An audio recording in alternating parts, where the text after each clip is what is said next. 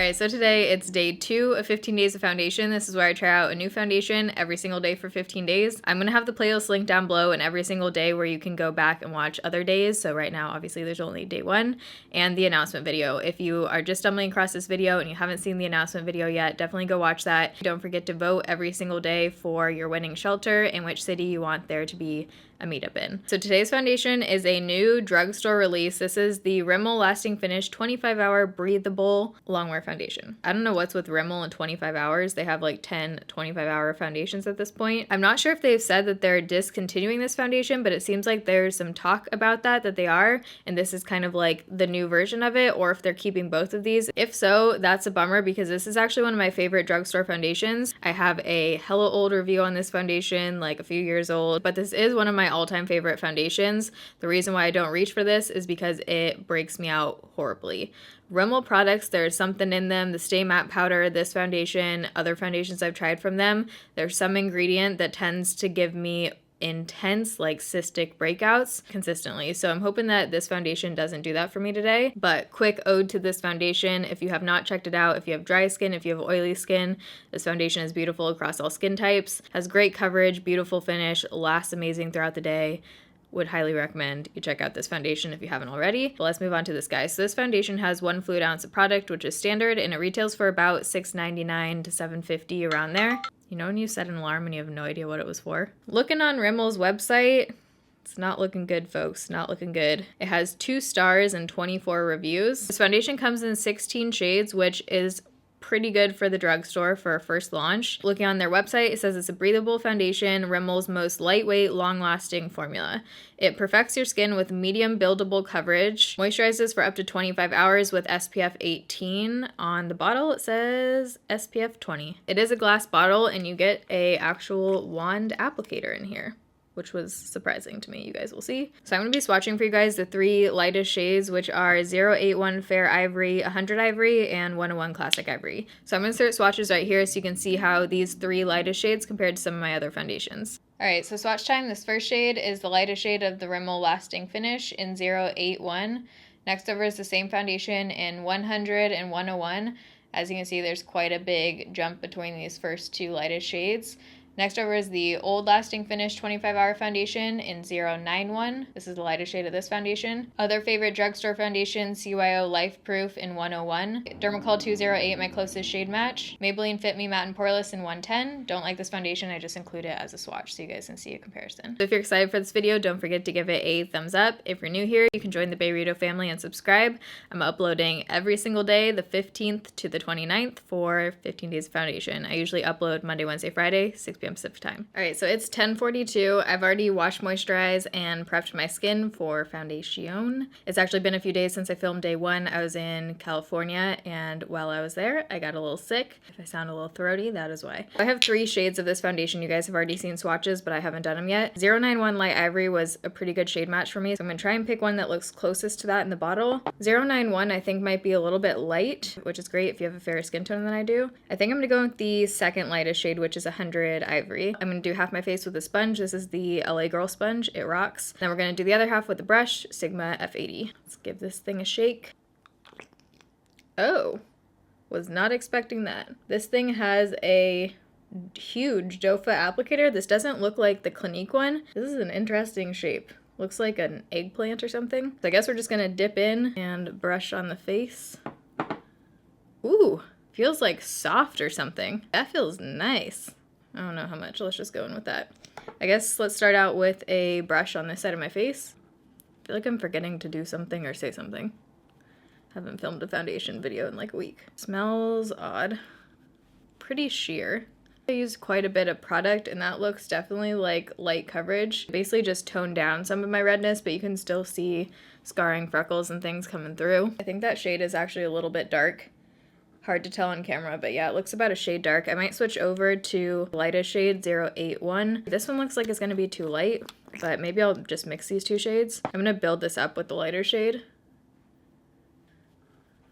Says it's supposed to be buildable, medium coverage. Oh, I do not like the smell of this. Doesn't look like it built up a whole lot to me. I'm going to take that lighter shade down my neck. This is light coverage. I'm gonna do the lighter shade on my forehead. Still can't really tell which shade I'm closer to. For some reason it's having a harder time blending out on my forehead right now. It looks nice and smooth down here, but on my forehead, it's kind of like clinging. I think this shade is too light, the other shade is too dark, so I'm gonna mix them again on the other side, kind of at the same time. This applicator though feels hella nice. Feels like you're rubbing, I don't even know what, like velvet or something on your face. For sure, light coverage. It's not really covering any of this over here. I am a mix between these two shades. Not looking great on my forehead. It's making my skin up there look really, really dry. Let's try and build this up again over here. Getting about the same coverage with the sponge and the brush, but I like the finish of the sponge better with this one. Oh, it looks so bad on my forehead. On my forehead, especially just right here, not looking good. It looks okay up here, but it definitely is clinging to certain drier areas. The finish down here with the sponge looks okay, and it also looks okay on this side as well. It is clinging in certain areas, again down here. And that just came off when I touched my face. I wouldn't call this buildable. I don't think I got any more coverage. And I would call this straight up light coverage. I do have to go somewhere after this, so because it's not covering any of the scarring and stuff on my neck, I'm just gonna take some concealer just on my neck area and then right on this it. I'm not gonna cover anything else because I don't want it to affect the foundation too much. So right now I'm definitely not into this in the slightest. See what the finish feels like. Feels like it's setting down. I think I could blend stuff on top of this.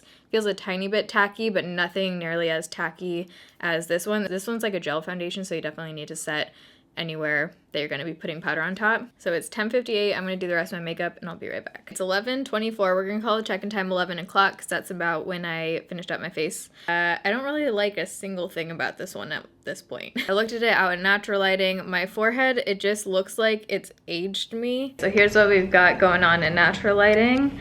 I'm going to do a little zoom.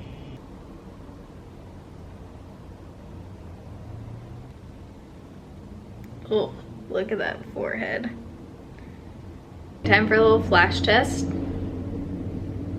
I always forget to smile. Okay, redo.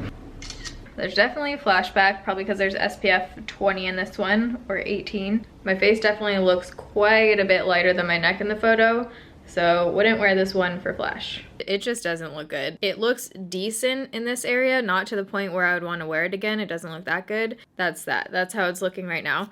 This is one of those makeup days. I think I only liked about one thing I tried on my face today. So like I said, I wasn't planning on setting this part of my face at all, but I went in with the Essence Luminous Matte Bronzing Powder for lighter skin.